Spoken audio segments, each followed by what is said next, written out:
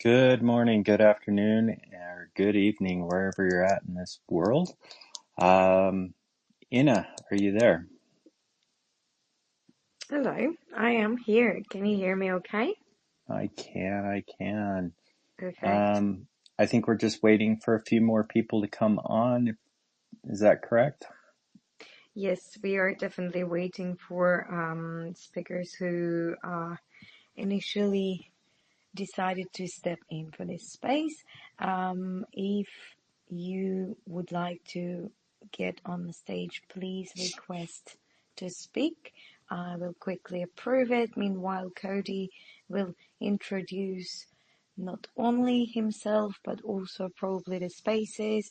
On my end, I'm Ina. As usually, I'm here to support Cody and the conversation, support all of you guys as well. Um, we're having a great experience with these spaces so far. So I'm really grateful for all of you and for your participation and opinions, insights, and expertise. So let's kick it off. Yeah, for sure. So yeah, just make sure that you guys definitely send a request so that we can get those approved as you come on. So welcome to the XTalks AMA, everybody. XTalks is an AMA series that is sponsored by the Layer 1 blockchain, Layer 1X blockchain protocol. In this X space, we dive deep into the cutting edge of crypto, blockchain, and decentralized future. Likewise, we invite some crypto experts, projects, and other Layer 1 protocols to join us. Our goal with this XTalk series is to unite all of the chains and projects and users in Web3. I am your host, Cody. I'm the Chief Experience Officer at Layer 1X. And today we're unlocking the secrets of one of the most transformative technologies in the Web3 space, known as Zero Knowledge Proofs, or ZKPs. ZKPs are like a magic trick for the digital age. The ability to prove that you know something without really revealing what you know. It's kind of cool. It sounds impossible and perhaps a little theatrical in concept. However, it is not. ZKPs are already being used to enhance things like privacy, revolutionize digital identity, and even change the way we're playing games. As I mentioned before in this episode, we'll be exploring how they work, why they matter, and the incredible potential they hold for the future. Likewise, our panelists are ready to tackle some of the big questions. So if you happen to have any questions for our panelists, please be sure to leave those in the comments below. And we will definitely get those up so that our panelists can answer those for you a little bit later in the show. Um, and we'll be discussing how, with our panelists, we'll be discussing how they will, ZKPs will impact the market, the technology development, and what are the pros and cons that come with ZKPs.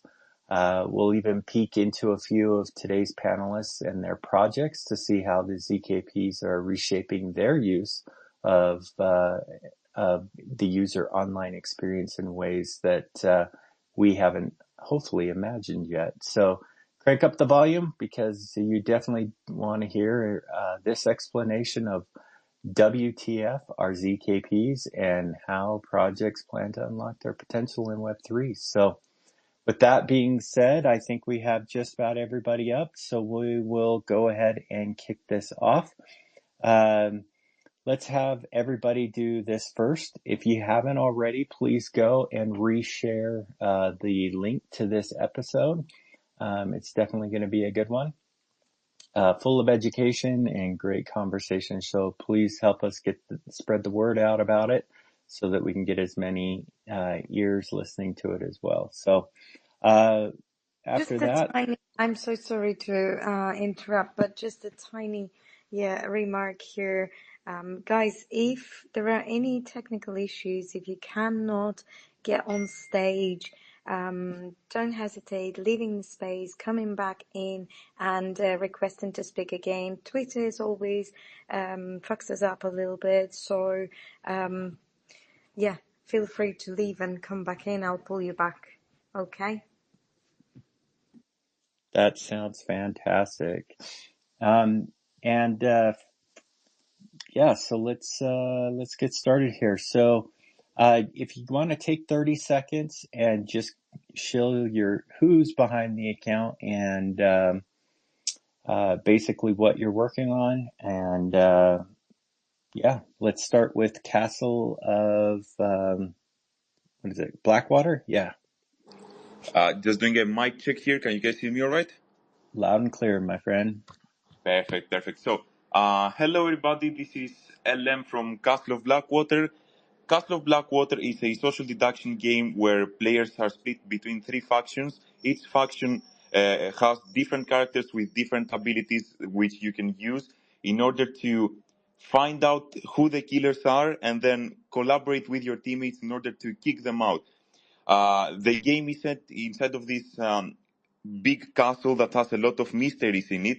And as I said before, it's a social deduction game where there are killers out to kill the good guys, and your objective is to complete missions and fill the XP bar in order to win.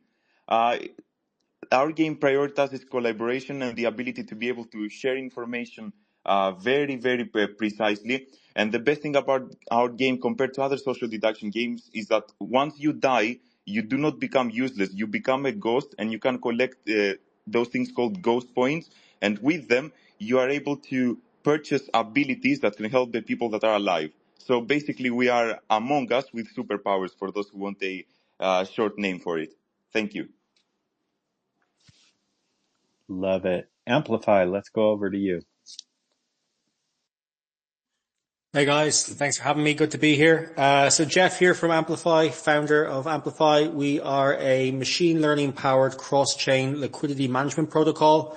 So in simple terms, what we do is we plug into multiple protocols across multiple chains, and we use machine learning algorithms to redistribute users' assets to generate a higher, more stable and lower risk APY than if users were to manage the positions themselves. So generating higher yields for our users. Great benefits of it. Zero gas fee costs on our protocol. We take on all of that. No need to manually manage positions. You just deposit your funds, select a strategy and start earning. We're just about to release our beta, so we're very excited about that. And yeah, thanks for having me. Yeah, thanks for being here. Merlin, start. Hey, good evening, guys. Thanks for having me back up. Yeah, excited to be here. And, yeah, cheers for telling me to go do a lap. Yeah, so Archie from Merlin started, one of the co-founders. We're the first native launchpad on Merlin Chain, Bitcoin Layer 2. We're also an accelerator incubation program, obviously working with various Bitcoin Layer 2 projects. So yeah, excited to be here. We're 2 IDOs in after a month, and we've got our third one coming up. So definitely look into us, and looking forward to this talk. Love it. Arena Games. Yo guys, this is Fatih from Arena Games platform. I'm the product manager here, and as Arena Games, we are a spot for players and developers alike to come together and list their games and, socialize around it. And also we help developers to onboard their games into Web3 easily. So if you're a mobile game developer, like right now we are doing it on mobile, but we are also listing PC games too. So if you have a game that you would like to partner up with us, yep, that's where we are. So yeah, you guys can hit us up. But if you're a player and you would like to see some new games in the space, Arena Games is also a location for those players. Bullish. Love it. Noya AI. Hey guys, my name is Omar. I'm the co-founder of Noya.ai. We simply enable AI agents to direct omni-chain liquidity trustlessly using ZKML. So we create a ZK proof of the output of the AI model and we verify it on-chain to satisfy any intents. Our intents range from yield farming, lending optimization, and borrowing optimization. And I'm happy to be in this call. We're excited to have you. Thanks for being here. DAC Economy. Hey, yeah, this is Ming, aka DAC Economy. I'm from Project ZKM. We're developing a ZKVM called ZK MIPS, and that will empower our future, and current products, including hybrid rollup and Entangle rollup, which is our next generation bridge for unified native liquidity for all blockchains. Thank you. I'm really honored to be here. Yeah, thanks for being here. Brian. Hi everyone. Brian from ZKLand. I'm one of the co-founders of ZKLand. What we are a money market protocol built on StartNet. It's a Ethereum layer 2 using ZK Rollup to basically scale Ethereum. And we have been building this project for about 2 years, mainnet launch for about half a year or so. Currently, we are one of the core DeFi narrative on StartNet, and basically leveraging on the ZK Rollup technology to have two things. One, it's the scalability. Is native account extraction, where we're able to have a lot of cool things like session key and multi-call and whatnot. So love to be on in this call, but yeah, happy to be here. Thanks. Love it. I'm sorry, I'm going to probably slaughter this name, but Nexonic? Yeah, you didn't. It's all right. It's Nexonic. Yeah, I'm here on behalf of the Slingshot DAO. We are currently launched on Polygon, and we are a platform to empower communities' ideas, where every member of the community can submit their idea on the leaderboards, and other community members vote for them. And if their idea wins, they get allocated a part of the treasury rewards to build their idea or to bring it to life. That sounds fun. Thanks for being here, everybody. As you can tell, if you're listening in, we definitely got a great set of panelists today for today's discussion on WTF, our ZKPs, ZK Tech in the Web3. So if you're just tuning in, please definitely go ahead and reshare this space. We've definitely got the lineup to dive deep down the rabbit hole of discussion on this topic. My name is Cody. I'm the Chief Experience Officer here at Layer 1X, and I am your host for today. So with that all set up, let's go ahead and dive in with the first question for today's panelists. Zero knowledge proofs. Oh, before we start with that, just kind of some house rules. Basically, just feel free to jump in. Half the time I can't even see you guys raise your hand, thanks to Elon Musk and his X-Space quality that he's got here going. So just feel free to jump in, and yeah, just be mindful if people are talking, try not to talk over them, and just kind of wait your turn. You can raise your hand, and if I see it, I'll definitely get the mic over to you as quickly as I can. But yeah, this is just kind of more of a collaborative thing that way. So with that ado, yeah, let's just jump in. So zero knowledge proofs have been hailed as a groundbreaking technology that could revolutionize everything from privacy and identity to finance and even gaming. What aspect of ZKP excites you the most, and what kind of future do you envision of where this where this technology could fully take us? Who wants to go first? Brian here again. So I think one thing that really excites me about ZKP, the technology itself, it's definitely very hardcore, a lot of math, a lot of polynomials behind it. The application of it, like you said, it's identity, and also I think one aspect of it that's very applicable to blockchain, it's the and scaling ability of it. So what I mean by that, for example, Ethereum and also Bitcoin, I think both of which are, a lot of teams are actually leveraging on ZKP or as a consensus base to do a lot of the execution layer so that they're able to scale the base layer, for example, Ethereum or Bitcoin. And with that, we're actually moving away from a lot of the, for example, fraud proof or a lot of the trust setting that we initially would have, and using math to prove a lot of the consensus that actually inherits a lot of what blockchain, which is trying to entail. And I think overall, this is a very, I would say, profound movement from what we see from a proof of stake and a slow migration to using math and using zero knowledge proof as a basis to prove a lot of the consensus. That's one. And I think the second component of which is the scaling ability of it. So for example, what I mean by that is because when you are able to generate one proof and from all the transactions data that's being mapped behind it, and you're able to do it recursively.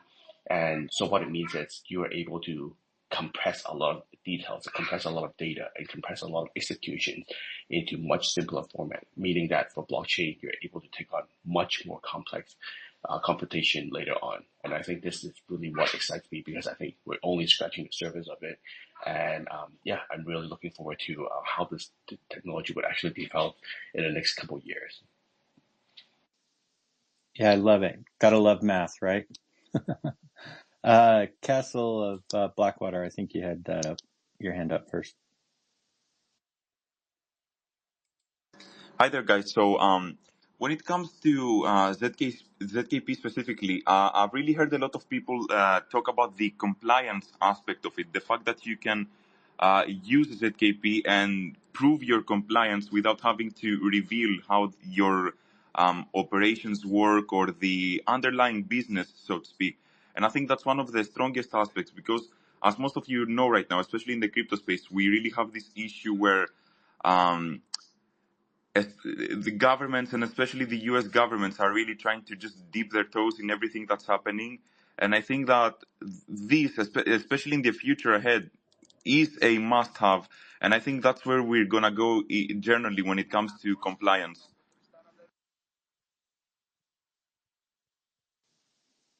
Amplify, you're up, my friend.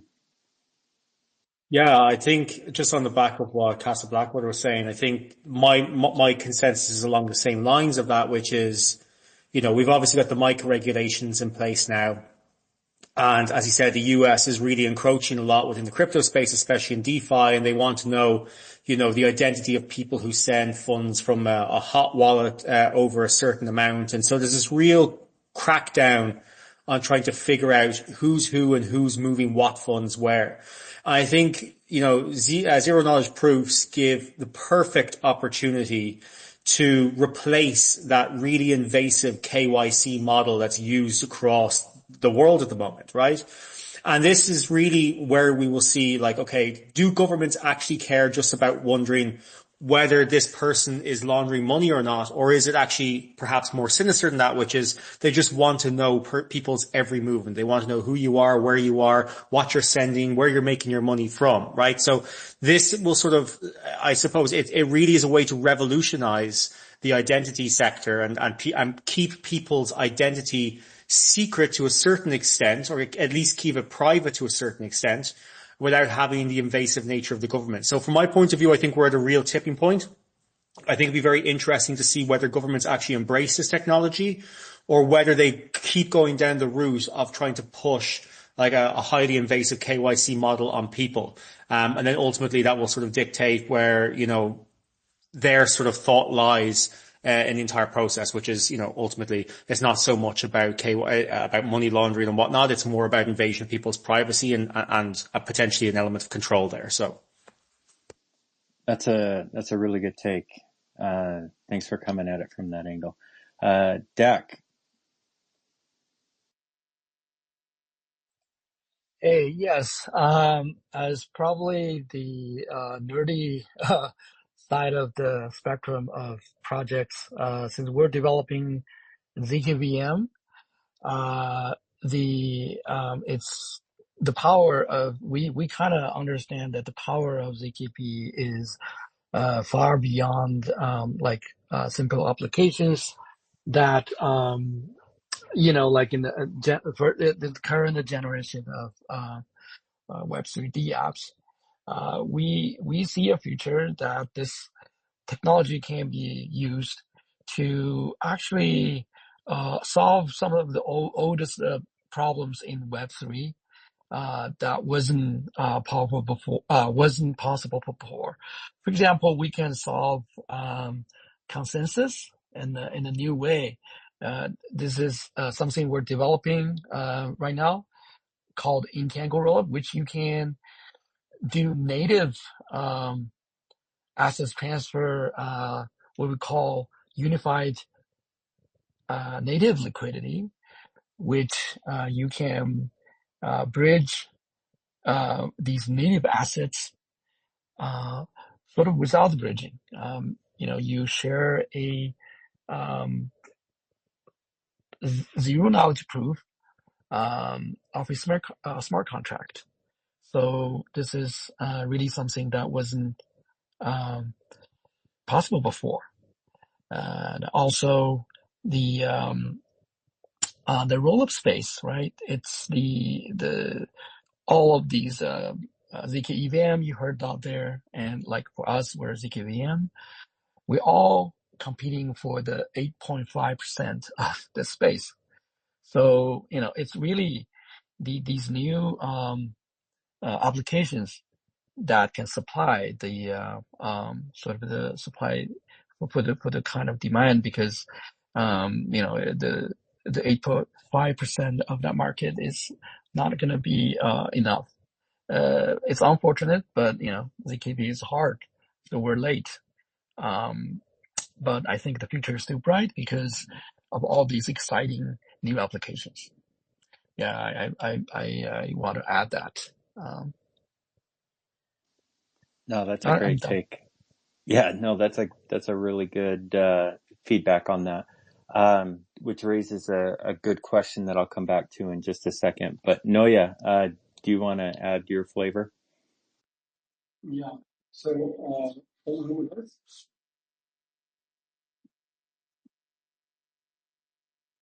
yeah, perfect.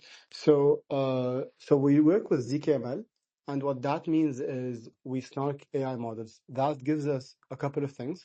One thing is it allows us to hide the weights of the AI models. That way we can keep any model architect can keep his edge private. A second thing, what you can do is you can verify the computations. That means that the AI model has not been tampered with. A third thing you can do with ZKML, and then that's also the power of ZKPs, is that you can verify previous results of AI models. So let's say you have a strategy manager or you have an agent that works on your behalf. You can basically, one thing is you can trustlessly give him liquidity without him being able to manipulate it outside of the AI model itself. And the second thing you can do is that trust that that his previous calculations and previous movements were verified via a ZK. So these are three things that ZK gives us, and this is why we use it in our protocol. Awesome. So yeah, Dak brought up a really good question. I think we can all agree that ZKPs are definitely bringing some new tech into decentralized privacy, right? And being able to protect the individual user, protect information, but even go as far as, protecting in wallet transaction signatures of contracts and things like that. However, there's a dark side to ZKPs, and a lot of that has to come with the amount of computing power that is required that usually bogs down transaction speeds, verification speeds, things like that. What are you guys currently doing to kind of compensate or deal with that computation power or time that it takes to do these large mathematical equations that surrounds ZKPs? Dak, do you want to go?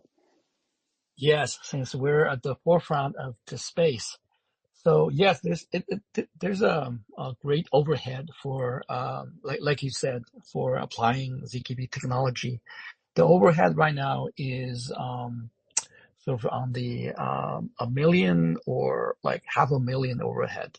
That's a big overhead, right? So you probably won't be using this technology to to prove your like machine learning model. It's very very heavy. It's very heavy.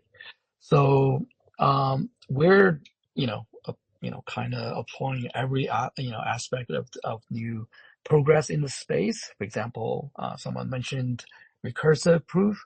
Um, and there are other technologies that you can use to probably kind of reduce this overhead to within like 3 orders of magnitude, like 1,000 or maybe even half 1,000.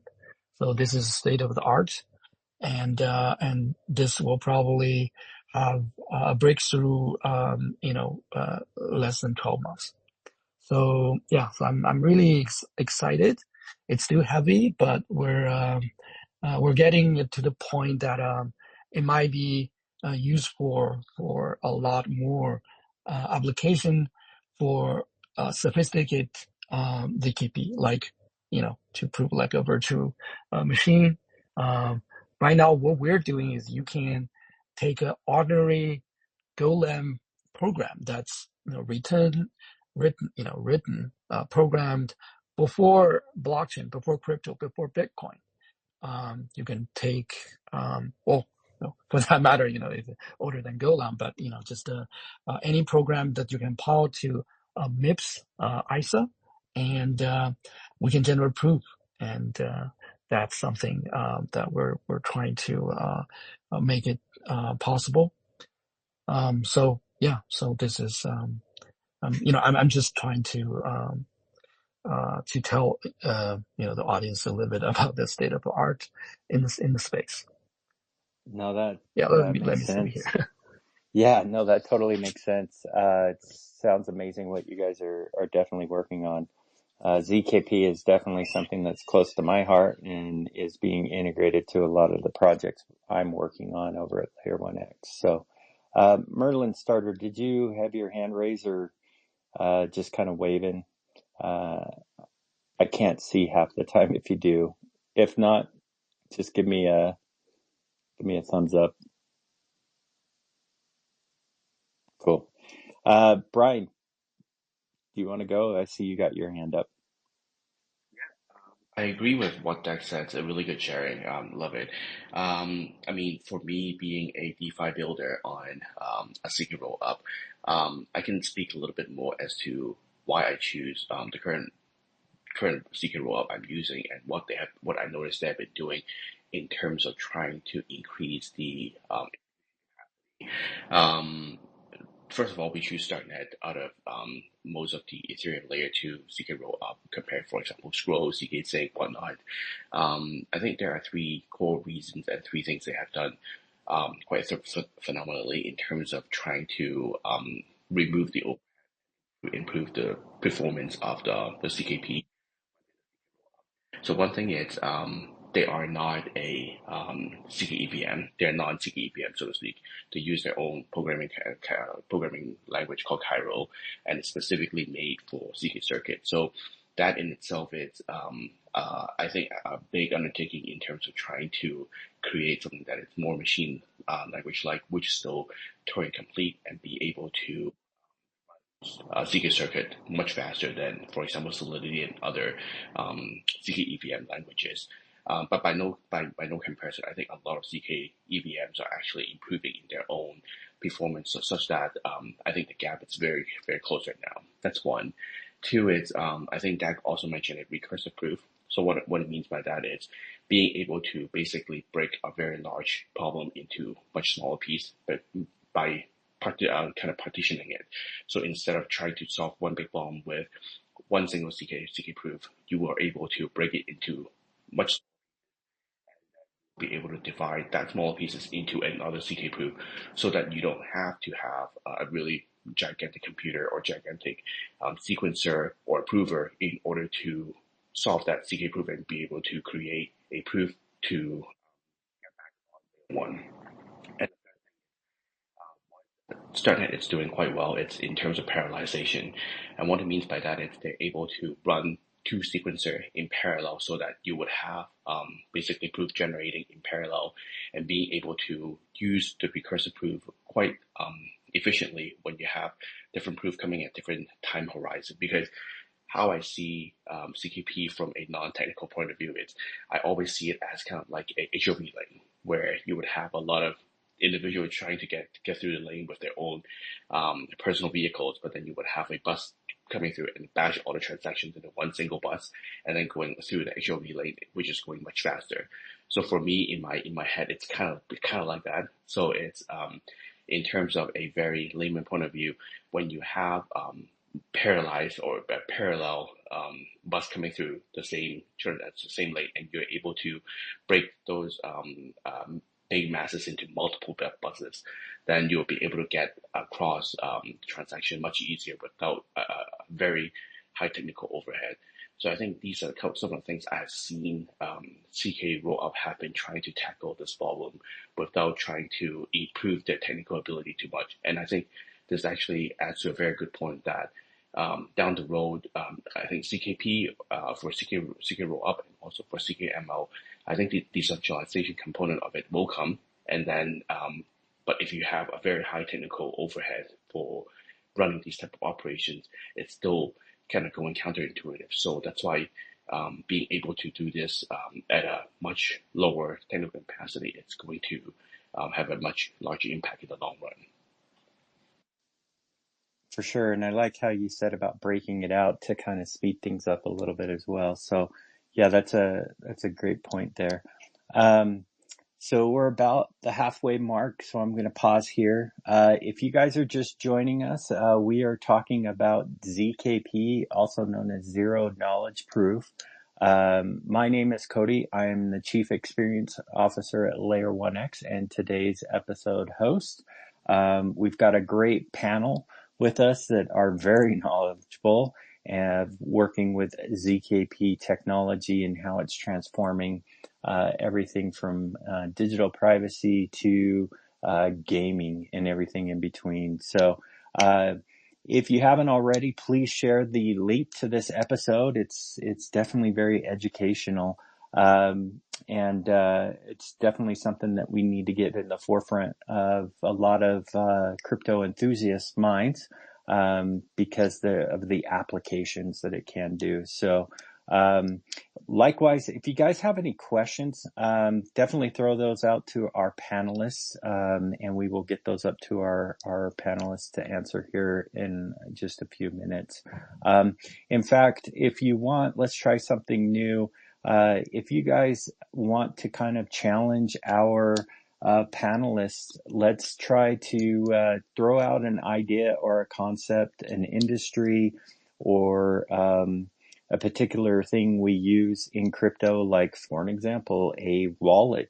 And we'll try to challenge our panelists today to come up with a solution that might work for your concept of what you are asking about, if we can implement ZKP into it, and maybe we can have a little bit of fun with that. So if you can throw those ideas out there of where you could see ZKPs being integrated or wonder if it could be integrated into, throw those into the comments and we'll come back to them here in a few minutes. So yeah, so with that being said, let's move on to the next question, which is around basically Brian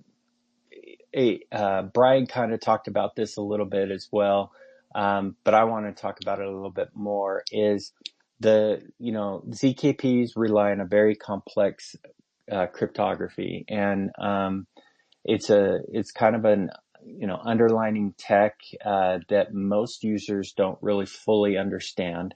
We know that it's basically a huge bunch of mathematical equations, a lot of math. But as projects begin to build their projects to incorporate ZKP technology. Do you guys see that some projects could paint their projects into a black box, so to say, where it is where they must trust the math more than?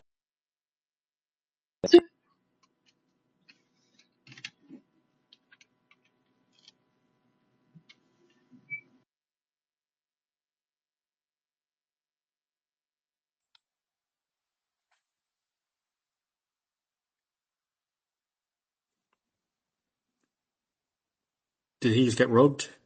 Or Hey, yeah. I was wondering if we all lost Cody or it was the whole thing went down. No, so you can hear me, guys, right? yeah, perfectly. Whoever wants. Okay, Yep. perfect. There you We go. can hear it. So whoever wants to step in, please go ahead. I think Cody got over the hurdle of asking the actual questions. So Can I, So yeah, if can I, go for it, please. right, yes. So this is a very, very good question. So, zero knowledge proof, it's a proof, but can you trust the proof, right? If the math is too much, right? Is it trustworthy, right? Like, can you trust a black box? That's a really good question.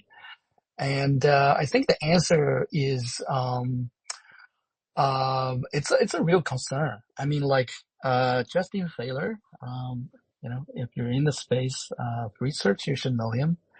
He's a cryptographer from A16Z. He actually raised this question that, what if there's a bug? So if there's a bug, yes, you can't trust, you can't, trust not only the ZKP math part, you can't trust the whole thing. I mean, like if you rely, ZKP for a transaction, for anything you want to prove, you have to throw everything away. So that's basically what he's saying. And this is actually a big problem because, the ZKP is used in a kind of proof called the validity proof, where each transaction, you need a proof, and that's called a validity proof. And if the math has a problem, or not only the math, the software, because math needs to be implemented, by software, and if there's a software bug, you have to throw everything. So that's kind of serious, right? That's bad. So what gives? So there are a couple ways that you can mitigate this. One is, of course, audit, right? Like you have your whole process audited. You hope there's no bug, but there's actually a good talk from a recent cryptography conference that I heard. That most major systems have on the order of hundreds of bugs. You just cannot eliminate bugs.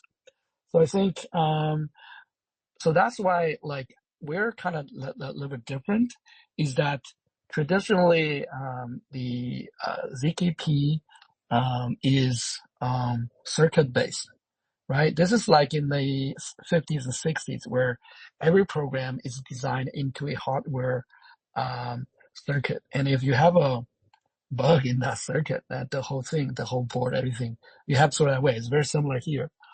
But what we're doing is, we're developing a little bit different approach, a more state of the art, but it's trace based. So basically, we don't prove. I mean, like we still do, but it's like a Lego bricks, right? So these circuits are at different places, and most of the proof are proving what computation you did. It's called an execution trace, and also, this is, in this way, you can prove like a much like a lower level, for example, the machine code, right? So, the ordinary Web3 developers, they don't need to know anything about ZKP, right? They just submit a regular, program. So that's much safer.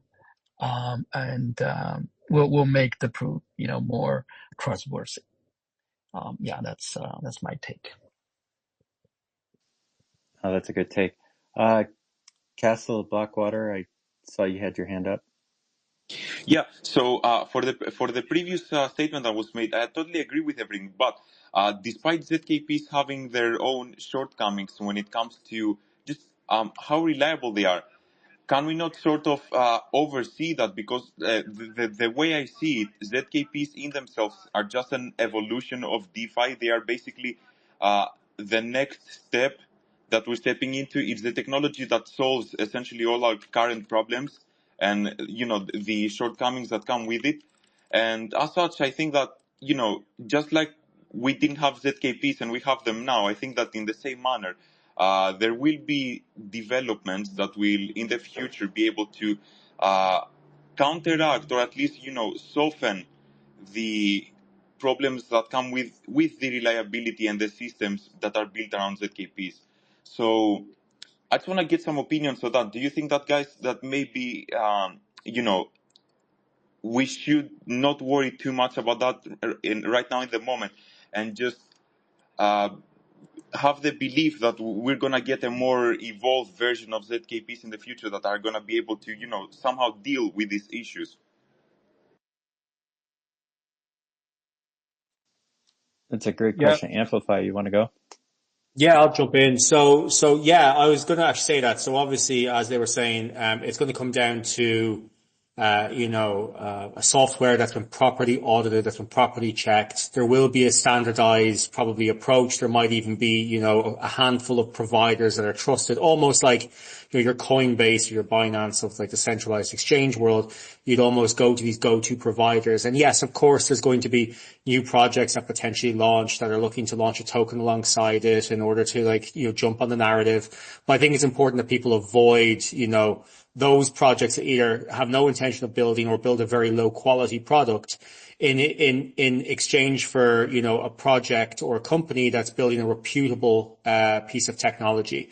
And like I said, it's early days, right? So we're going to have problems in the early days, guaranteed, but ultimately all of this tech is leading towards a better future or a brighter future, whichever way you want to look at it. I think ultimately it's for the better.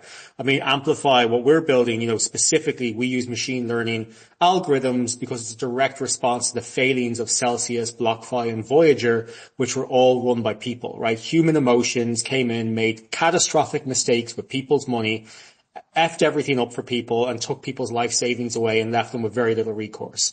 That was all human interaction. And ultimately, we believe that machines and mathematics have a better way of doing things because they don't get involved, in emotional cycles. It's about consistent, long-term, sustainable growth that mathematics manages, and you don't get euphoric stages, and you don't get, FOMO, and you don't get these crazy emotions that people get. No matter how cool or collected you are as a trader even, you still go through these cycles, right? And so I think ultimately all of these technologies are leading towards a better, more sustainable future for the general human population. What? Are you telling me that mismanagement of funds happens in crypto? I've never heard of that. Crazy, right? Yeah, crazy. Man, So that's mind-blowing. I just want to jump right here because I just came up with like a question that I think is really important. So as we have been discussing right now, there's one keyword that's been coming up very consistently, and that's like audits, right? Now the question I have here, back in December, I was in a private event where a representative of Certic came to us and answered some questions. And one thing he kept mentioning is that Certic themselves, especially when they're doing their audits, they always line up with regulation and government regulation, because if they don't, then they will be, they will be basically hunted down and will suffer damage. So my question here is, do you not think that relying on audits as a safety measure compromises on just how private the programs themselves or the actual results actually are? Because if you're getting someone that is forced to comply with government regulations to audit your code, do you not see that as a potential issue? Absolutely. Absolutely. It just gets corrupted, eh? Oh, sorry. So yeah, then again, what ends up happening is that you find that despite having made all that effort towards creating the actual ZKPs themselves, or whatever evolved version comes of them, at the end of the day, you always have that one little backdoor in there that just causes this whole flood of issues, right? Because we're sitting here saying that we need better audits, we need more reliable audits, but at the end of the day, the one person that is sort of pulling the strings behind those audits is the government. And when you try to push something like DeFi forward, which, as the name implies, it's decentralized, when you try to put something like that forward, and then you have the government just sort of when you have that little opening in there for them, then you sort of enter this loop where you're going in circles essentially. So I just want to get some opinions on that because it's really interesting. This a little bit. I think when you mentioned certificates doing audit and they would have regulator coming in some capacity, I think that's just a specific case where they might be dealing with audit for a on-ramp, off-ramp capability that requires the KYC component of it. But I think by and large, if you are just talking about just a CK, I think the ones that at least I have to deal with, I don't think any of them has any government influence whatsoever or regulatory influence just yet. They might have guidance from regulators saying there might be certain areas you would have to look at. For example, when you do audit, maybe you would start to think about anti-money laundering. Maybe you would have to start to look at whether there would be any cash mixing, for example, because these are no for regulators. So there might be guidance, but I think by and large, DeFi is still operating as a very isolated entity in that sense. And I think what ZKP has the ability in terms of the KYC component is to be able to make DeFi somewhat more legitimate in terms of compliance, in terms of the eyes of regulator, such that, for example, people interacting with it are not bad players. They don't have track records of AML and so forth. And I think we are moving towards that direction with the right partners. But I think as of now, I think we're still relatively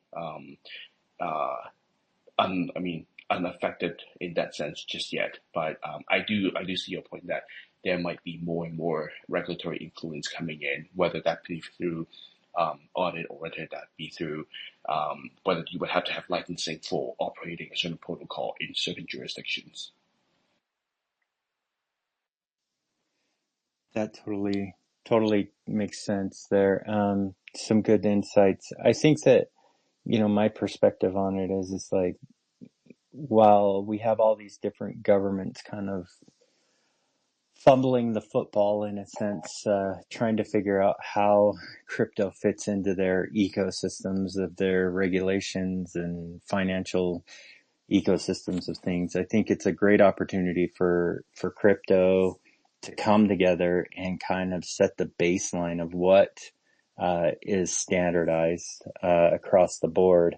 And if we don't do this, this is when regulation starts coming in and starts trying to bully and push themselves around to get what they want, and starts limiting us. And to that extent, I mean, we'll go back to a centralized kind of experience. So I'm of the strong believer that we need to unite as developers within the crypto community to kind of bring this to fruition and present it to the governments of like, hey, we can self-regulate ourselves.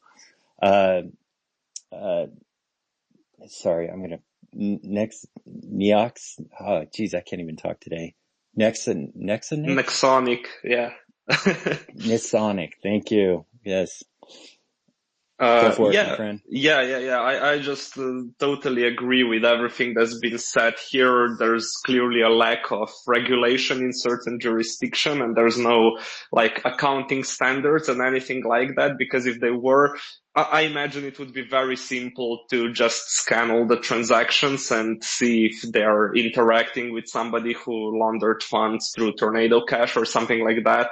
And we can see that current regulators often don't even take enough time to educate themselves, like what happened around the Tornado Cash, where people were basically trolling each other, where they sent like dust that was sent through Tornado Cash to kind of implicate that some of that money might be stolen or something, and then the US regulators just post a whole bunch of wallets that are kind of prohibited to interact with. And here I see a huge value in ZK proofs and stuff like that, so I don't have to disclose my public key, but I can prove like I don't have any funds that originated from accounts owned by North Korean hackers or something like that. That's where I see like a huge advantages for this kind of tech.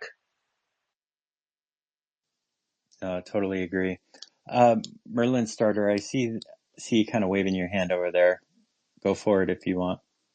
Yeah, cheers. Yeah, just to echo some of the thoughts and sentiments. I mean, it's pretty evident how early we are on this tech journey for where ZKPs are concerned, and obviously on the adoption curve as well. So we have a long way to go as an ecosystem until we truly break down obviously the cost efficiencies and the applications of obviously this tech.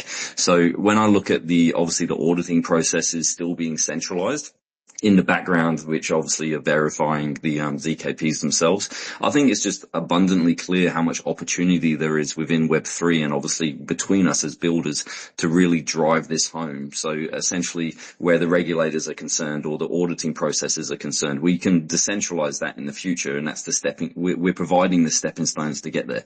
So it's within our capability to say, hey, we can not only adhere to your regulations, but we can obviously give you an awesome bit of tech which is easy to use at the retail level and obviously ticks all the boxes. So that's the future that I'm truly excited for. To obviously bring that tech to fruition and just spread it across all the applications. Because if we can provide something which is equally as good and better, then they shouldn't have any reason not to adopt it, right? Well said, my friend.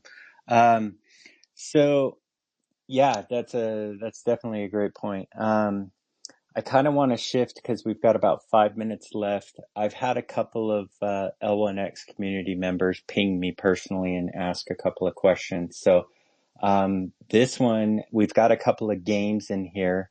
And I know that with games, in other conversations that I've had with projects is the key focus is trying to, make the onboarding experience as seamless as possible for Web3 games. The question is how do you see ZKPs helping that onboard process, make it a lot smoother and simple for people, potentially migrating from Web 2 over to Web 3? Do you guys want to weigh in on that? Arena Games, Castle of Blackwater. I think you guys are pretty much our only two games in here. You guys want first crack? Oh man, like I was actually going to contribute a lot, but then I heard what people are saying and the level of information, and I was like, nah, dude, just shut up. Don't say anything. Don't say anything or they will know, the thing is, I'm not as knowledgeable in ZK proof systems and similar systems because we are not developing those, but certainly we are using chains that are using these technologies. So there is that part. And when it comes to the onboarding of gamers into Web3 games, well, here's my input. It's not really different than onboarding gamers into Web2. So where it becomes different is that when you try to add wallets or any kind of blockchain prerequisites to your game, like you have to have a wallet or you have to have made a transaction or you have to buy an NFT or these kind of affect your onboarding process a lot. That's why, for example, we are going into more account abstraction systems to make the user transition a lot better. So that they don't need to know what blockchain is. They don't need to know what Web3 is. They can easily be onboarded and they can easily play any game as if it was not a blockchain game. So like the user realizes that it is a crypto game in the middle of the game. So that is the aim we have, because we don't want to alienate players from other players. Like, when you look at it, there is no such thing as a Web3 player. There are players, some of them know crypto, some of them don't. So we have to approach it that way to make sure that players are coming in and they are not alienated by Web3 tools, or, when you put a request like, oh, you have to have a wallet, that's when the player actually decides that it's not worth it. So there are a lot of problems, but we have the solutions. No, that's a good perspective.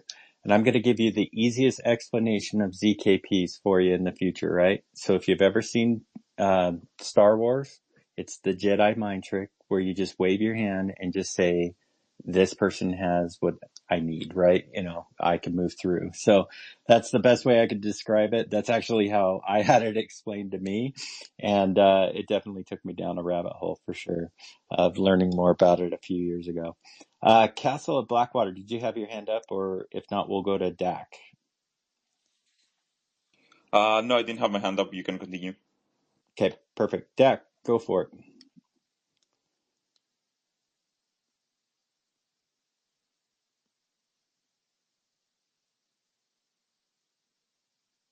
Dak, are you there?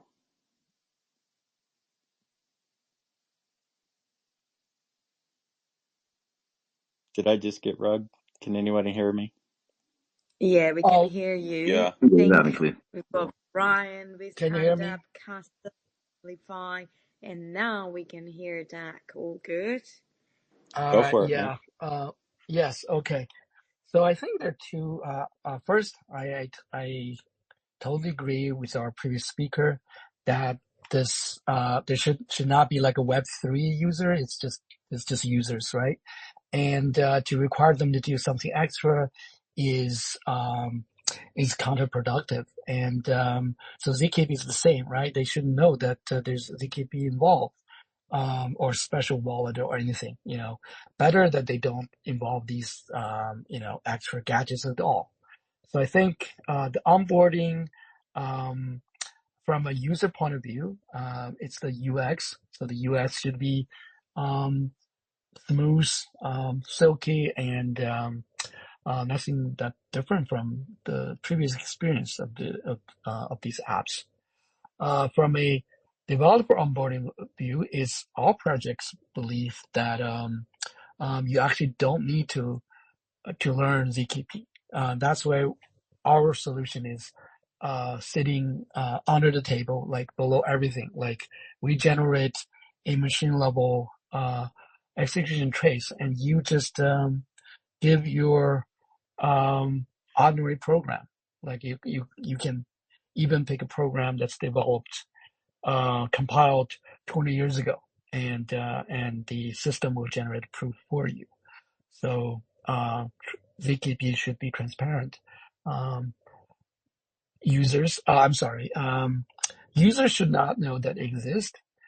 Developers should not rely on ZKP knowledge to develop their Web3 apps. All right, that's my take. Thank you. And No, by the that's way, a good. great space. Oh, thanks. I appreciate it. So I know we're pretty much at the top of the hour and I want to be mindful to your time, but, I had another person ping me and I think this is a really good question for our ZKP, panelists today. So This one is actually in terms of the Chrome wallet extension. Could ZKPs potentially replace the need for a Chrome wallet?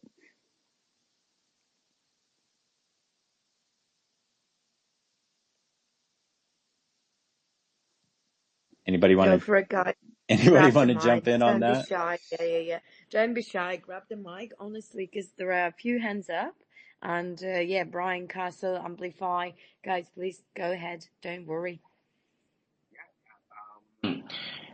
I don't think I have a right answer for this one, but I can chime in on I think CKP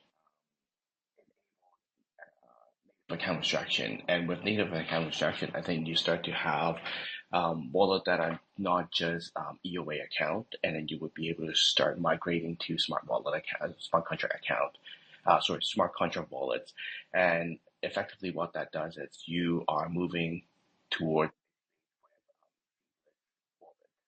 and I think being able to use a wallet without remembering the 12 seed phrases or having to jot it down in a very primitive way. I think that's one catch that I always find myself finding quite ridiculous about the use of Web3. And I think ultimately we would be slowly migrating to a world where we would all be using smart because of account abstraction, because of what ZKP enables it. And then there will be a lot of cool things in terms of, for example, session key, where you're able to sign transactions within a certain period, and then you don't have to re-sign it again, just like your login. And then you will also be able to do multi-calls, where you're able to sign one transaction, and then you will be able, sign one time, and then being able to approve the transactions, approve a limit, and then also sign the transaction in one single go. I think these are all things that improve your user experience in terms of what wallet should be. I'm not sure whether that will replace a Chrome wallet or what that will replace the browser extension wallet, but I think there are still a lot of narrative, a lot of permutation as to how a wallet should be, how a wallet should go. And I think for gaming, I've seen a very good example where gaming, for a lot of the wallets, they're just basically a player. You have an NFT, or you have a player, and then that player is a wallet. And then you would be able to buy a lot of cool NFT to basically equip your player, and then you would be able to go through games, multiple games with that single player with the equipment that you have purchased. And then I think that's a really cool way of looking at wallet, just in a different version of it. Yeah, hey, let me jump in. Let me jump in a little bit too. Yes, Brian mentioned a lot of fantastic features of application of ZKP in relation with wallets, and I think the magic doesn't stop here. It might be really seem magical, these future wallets. There's doesn't really look or sound like a wallet today. It's these wallets, we could call them a smart contract wallets. They can be keyless, and sometimes they can even be invisible. And also, this can also be applied outside of crypto wallets or web wallets. For example, you can have locks that are propped up by ZKP technology, and then you don't need those keys, and locks would just work in a sort of like a magical way.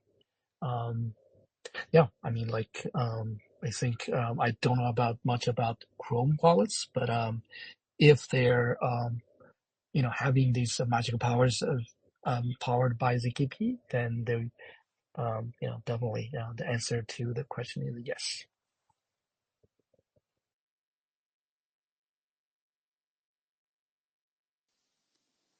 Perfect. Great answers. Anybody else on the panel want to jump in on that?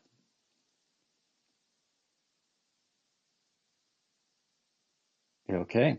All right. So, yeah, let's just kind of round this out. This has been a great discussion. Inna, I think that we should, I think we found a topic for an upcoming episode of conversation of if we can replace hot wallets.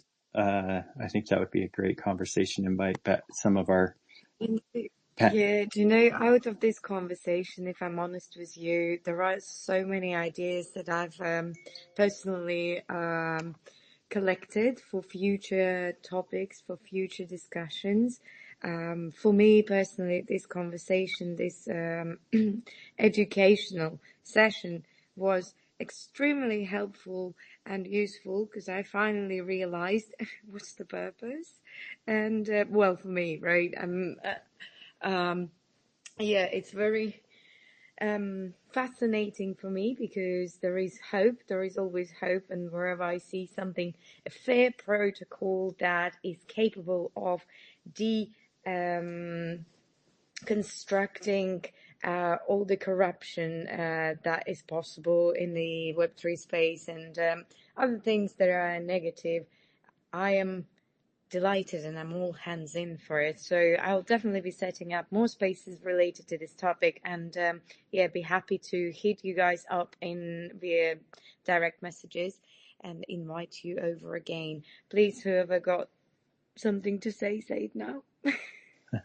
So, along with that, it sounds like Anna's got the XTalk episodes planned out to 2027, it sounds like. But anyways, for our listeners, these AMA series are for you. So if you have any topics that you would love to have us address and find out those key, crypto experts and projects, please be sure to ping the XTalks handle and throw out your idea for a upcoming episode, because obviously we can keep going down a couple of different trends that we see, technology that we see, great projects, trends, things like that.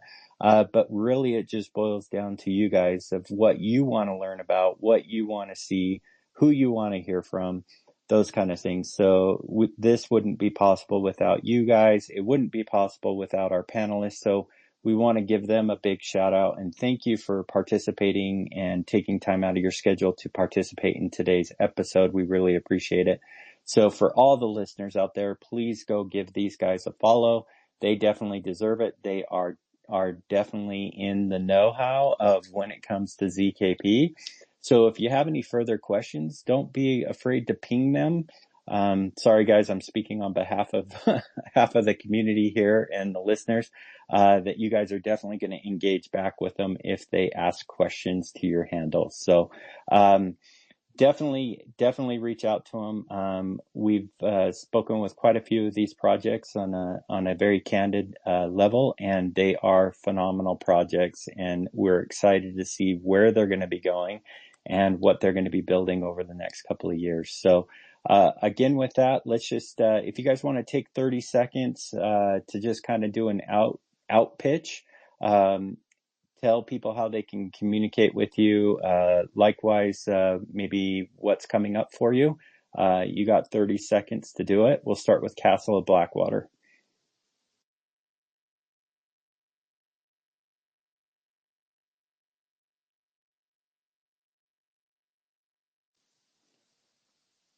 Okay. Maybe we'll move on to Amplify. We'll come back to Castle. Poor lad got rugged. Yes. Thank you so much, guys, for the talk. It's amazing as always. Great to be here. As I said before we started, we are just about to enter into our beta test, or beta release should be this week, if not next week. So obviously we're still in early stage. Once the beta is released, we'll obviously be accelerating towards TGE. So we will be doing a token launch. On top of that, we do have an airdrop for early supporters of the protocol. So anyone here who's interested in getting involved, click on our Twitter profile, follow us, join our Discord, and just stay in contact, and everything else will be revealed. Thank you, guys. Love it. Merlin Starter, go for it. You're next. Yeah, good day, guys. Thanks for having me on first and foremost, and awesome to be on this panel with everyone tonight.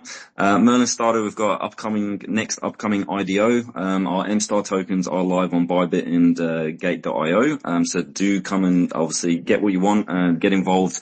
The staking goes live within the coming days, and basically yield farming certain APYs for returns. So yeah, come get involved. Bitcoin ecosystem is steadily taking off. Be good to see you guys there. All right, Arena Games. Yo, guys, thank you for having me here, and thank you for your time. And in the meantime, we have our airdrop campaigns going on. So if you're interested in airdrops, Arena Games is definitely some place you should visit. Also, give us a follow, and our TG will be soon. So if you're interested in airdrops, games, and tokens themselves, yeah, just go ahead, follow us up, and we will be right there. Perfect. Dak, do you want to go? Yes, great space this morning. Well, at least in my time zone. A lot of great discussion. And yes, and we're releasing another a DevNet for ZKVM called ZKMIPS. And also we're entering into also Bitcoin Layer 2 with our Bridge product called Entangle Rollup Network. And so check our website at zkm.io. And by the way, I'm the chief scientist of Project ZKM. My name is Ming. DAC Economy is my Twitter handle. You can check it out. And DAC actually stands for Decentralized Autonomous Community. So that's DAC. And also I will probably see a lot of you at both ECC in Brussels and the Bitcoin conference in Nashville. Very glad to meet everyone here. Thank you. Yeah, thanks for coming. And Brian, do you want to go? Thanks everyone for the space. Love the sharing, love the space. So for us, ZKLand, we are live on StartNet. You can check us out, follow us on Twitter. It's ZKLEND. Currently, we are running a DeFi incentive program. So for a certain amount of assets, you are able to get wise of upward of 20, 25%.